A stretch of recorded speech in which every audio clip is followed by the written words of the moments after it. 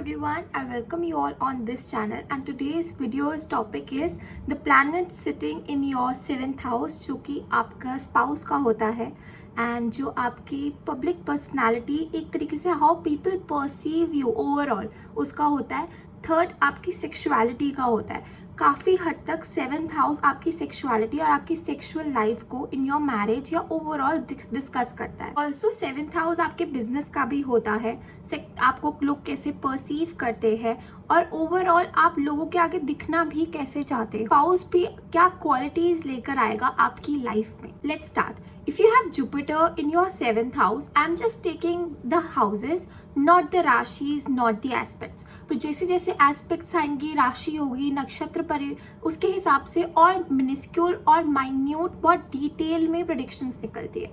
So if you have Jupiter in your 7th house, क्योंकि Jupiter एक अगर मैं लिब्रा की राशि में बोलूँ तो बहुत अच्छा बोला जाता है। You will always want your partner to be very धार्मिक, वेरी स्पिरिचुअल, और आपका पार्टनर ऐसी क्वालिटीज लेके आता भी है। ऐसी मैरिजेस में मोस्टली देखा गया है कि after your marriage there is rise of luck. Also इस टाइम पे आप देखेंगे कि लोग आपको भी बड़ा स्पिरिचुअल, बड़ा बैलेंस्ड इंसान देखते हैं और बहुत ही जॉयस वे में आपको परसीव किया जाता है। आपकी काफ़ी हैप्पी पर्सनैलिटी देखी जाती है लोगों में and you very spiritual, very calm, कि सब हर लोगों में घुल मिल ईजिली जाते हैं। Jupiter in the 7th house के कुछ नेगेटिव्स ये भी है कि आपकी सेक्सुअल लाइफ में, specially in marriage, because marriage में सेक्सुअलिटी, सेक्सुअल लाइफ, इंटीमेसी, ये सब चीज़ें होनी बहुत ज़रूरी है। सिर्फ एक मैरिज रिलीजन पे और स्पिरिचुअलिटी पे नहीं चल सकती। तो यहाँ पे आपकी सेक्सुअल लाइफ में थोड़ी दिक्कतें आ सकती हैं कि पार्टनर के साथ बहुत ऐसी मैरिजेस होती है कि आफ्टर सम टाइम कि एक इंटीमेसी रहती नहीं है और बहुत बार बहुत सेक्सलेस मैरिजेस हो जाती हैं। तो आपने ये ध्यान रखना है कि वो चीज़ें भी आप बैलेंस करके चलें।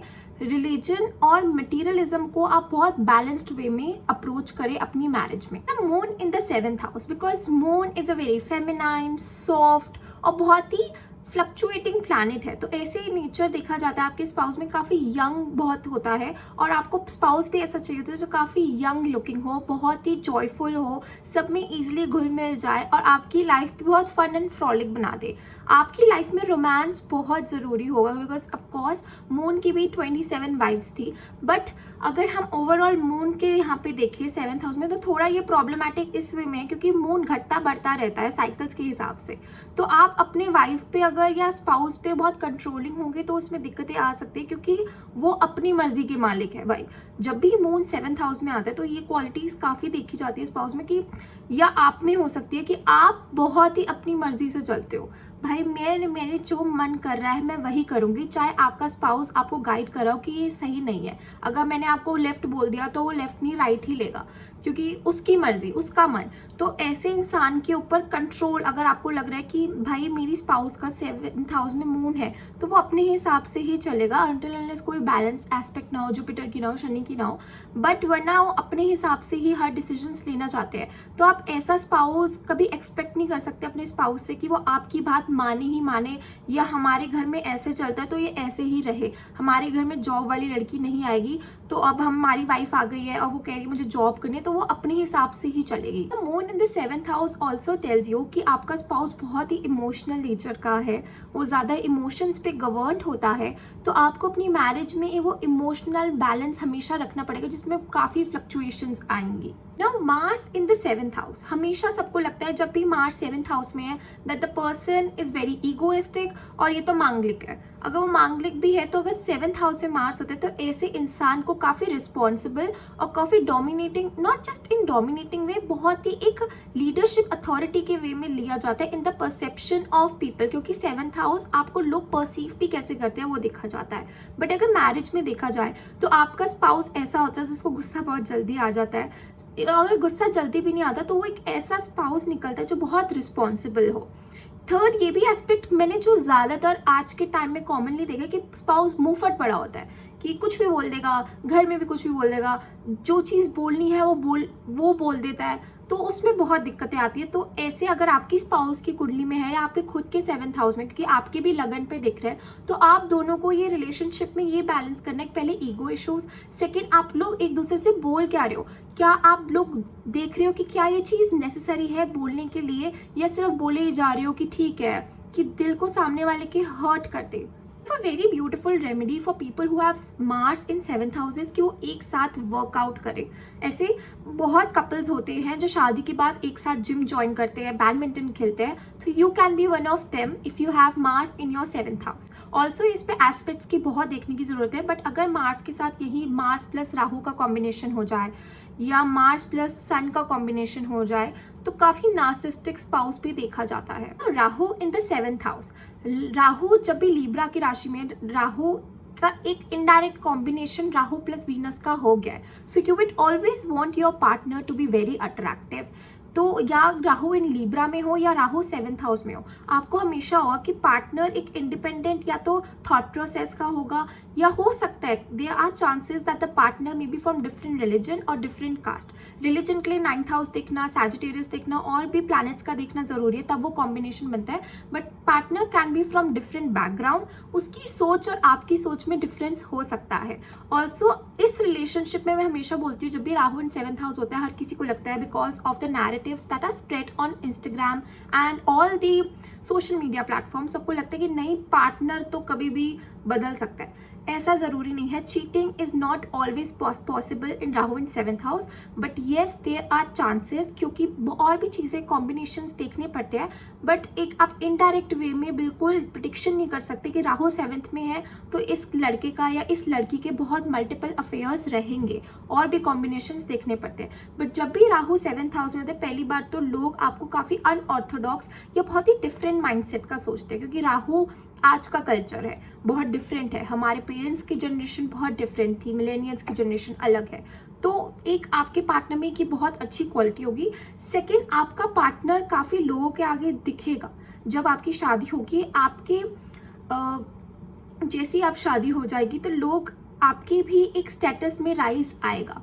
थर्ड, अगर आपका भी राहु लिब्रा में है या राहु 7th में है या बहुत अच्छा कॉम्बिनेशन बन रहा है, तो it definitely gives rise in your business. Rahu 7th house में स्पाउस, एक जने के स्पाउस के करियर में बहुत राइज आते हैं। केतु इन the 7th house, Ketu 7th house में थोड़ा प्रॉब्लमैटिक है ऑनेस्टली, बिकॉज केतु इज कारक ऑफ डिटैचमेंट, इट्स कारक ऑफ सेपरेशन, इट्स कारक ऑफ योर स्पिरिचुअलिटी।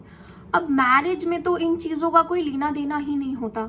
तो केतु जब भी 7th हाउस में होते हैं ना, ऐसे लोगों को मोस्टली बहुत डिफिकल्टीज आती है पार्टनर के साथ रहने में। भी रहते हैं तो कभी कभी होते हैं ना, बहुत जल्दी डिसइंटरेस्ट हो जाता है पार्टनर से, तो ये क्वालिटीज देखी जाती है। वरना ये देखा जाता है कि या तो पार्टनर आपसे बहुत दूर रह रहा है, आप कहीं और काम कर रहे हैं, you are working in the US and the partner is living here in India. Also Rahu 7th house में अगर और मल्टीपल कंजंक्शन हो रहे हो, 3rd हाउस की इन्वॉल्वमेंट हो, 6th हाउस, तो काफी सेपरेशन के भी चांसेस देता है डिवोर्स के।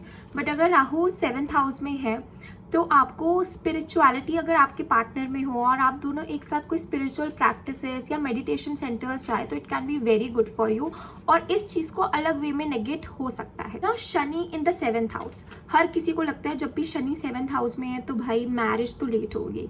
ऐसा जरूरी नहीं है, बिकॉज काफी बूमर्स और मिलेनियल्स की मैरिज बहुत जल्दी भी हो गई थी, मैंने ऐसी भी बहुत कुंडलियां देखी। But yes, it gives delays in marriage. अगर मैरिज पक्की भी होगी तो कोई ना कोई अनकंडीशनल या अननेसेसरी डिलेज आते रहेंगे।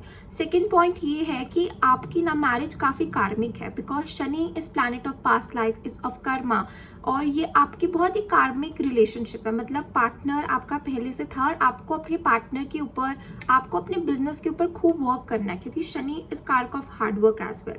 तो अब ये मैरिज ना more of a responsibility and less of a proper romantic relationship है। मतलब आपको बहुत अपने पार्टनर के साथ वर्क करना है, रिस्पॉन्सिबिलिटीज उनके साथ फुलफिल करनी है, चाहे वो आपकी इन लॉज की हो, चाहे आपकी खुद की फैमिली की हो, आपके बच्चों की हो, या एक साथ मिलकर कोई करियर की भी अपॉर्चुनिटी दे सकता है। जब भी शनि 7th हाउस में होता है ना, मुझे लगता है कि आपको भी ऐसे ही पार्टनर्स पसंद आते हैं जो बहुत ही हार्ड वर्किंग हो और जिनका एक लाइफ में कोई गोल हो और सिंपल लिविंग टाइप हो। मोस्टली स्पेशली अगर शनि 7th में है तो पार्टनर आपको ऐसा पसंद आता है जो बहुत हार्ड वर्किंग नेचर का हो, बहुत डिटर्मिन्ड हो और काम करना प्रेफर करता हो अपनी लाइफ में। Venus in the 7th house, now Venus का तो नेचुरली अकाल पुरुष कुंडली के हिसाब से घर बनता है, so it gives a very beautiful marriage, spouse is very beautiful, और आपको हमेशा से चाहत होगी कि आपकी स्पाउस में वो यंग लुकिंग क्वालिटी हो, वो अच्छे से ड्रेसअप हो, उसको भी आप ही की तरह लाइफस्टाइल पसंद हो जो आपको पसंद होता है। सेकंड, मैरिज में ऐसे लोगों के after marriage it gives rise in your career and in your luck, because Venus is कारक of your wealth as well. Third, ऐसा देखा जाता है कि पार्टनर काफ़ी ब्यूटीफुल होता है, आर्टिस्टिक नेचर का होता है, उसे कोई ना कोई एक आर्टिस्टिक क्वालिटी आती ही आती है। शुक्र पे इन्फ्लुएंस और भी किस प्लैनेट का है ये भी मैटर करता है और किस नक्षत्र में बैठा है, बट इस मैरिज में ज़्यादा पैसा भी बहुत इंपॉर्टेंट होता है। तो जब भी वीनस इन 7th हाउस की होती है ना, अगर मैं आज की प्रैक्टिकल प्रिडिक्शंस दूँ तो मैं यही कहूँगी दैट गेट फाइनेंशियली स्टेबल। और आपके लिए, क्योंकि आपकी मैरिज में पैसे का भी बहुत बड़ा इन्वॉल्वमेंट है। सन इन द 7th हाउस, सन एक तरह 7th हाउस में बिल्कुल कंफर्टेबल नहीं होता, काल पुरुष कुंडली के हिसाब से डेबिलिटेटेड हो जाता है। तो इसका मतलब ये है कि एकदम से शादी कुछ चैलेंजेस आते हैं जो आपको फेस करने पड़ते हैं, या तो कोई डाउनफॉल होता है या कोई एकदम से हर्डल आ जाती है जो आपने एक्सपेक्ट नहीं की होती। सेकंड, ये होता है कि ये पावर डोमिनेंस और स्टेटस सिंबल में थोड़ी दिक्कत देता है। ये होता है कि आपका हस्बैंड या तो आपकी वाइफ आपसे ऊपर हो सकती है या आपसे नीचे हो सकती है, तो उसमें एक पावर इम्बैलेंस आता है, तो उसकी वजह से डोमिनेशन के इश्यूज बहुत ज़्यादा देखे जाते हैं। ऑल्सो यहाँ ना ये होता है कि कभी कभी ना ऐसा लगता है सामने वाले को, अरे स्पाउस मेरे से ज़्यादा दिख रहा है, तो एक inner insecurity, sun in Libra also gives you insecurity. 7th house में भी तो एक इनर इनसिक्योरिटी इन मैरिज देख सकता है, एंड इट डिपेंड्स कि किस वे में इनसिक्योरिटी आ रही है। It is coming via through money issues और थ्रू पर्सनैलिटी इशूज, क्योंकि काफ़ी बार स्पाउस एक दूसरे की पर्सनैलिटी से भी काफ़ी अंडर लुक और काफ़ी बहुत ज़्यादा लो फील करते हैं। तो ये एक इशू बहुत कॉमनली देखा जाता है। और 7th हाउस में जब सन है तो डोमिनेशन के इश्यूज आ सकते हैं।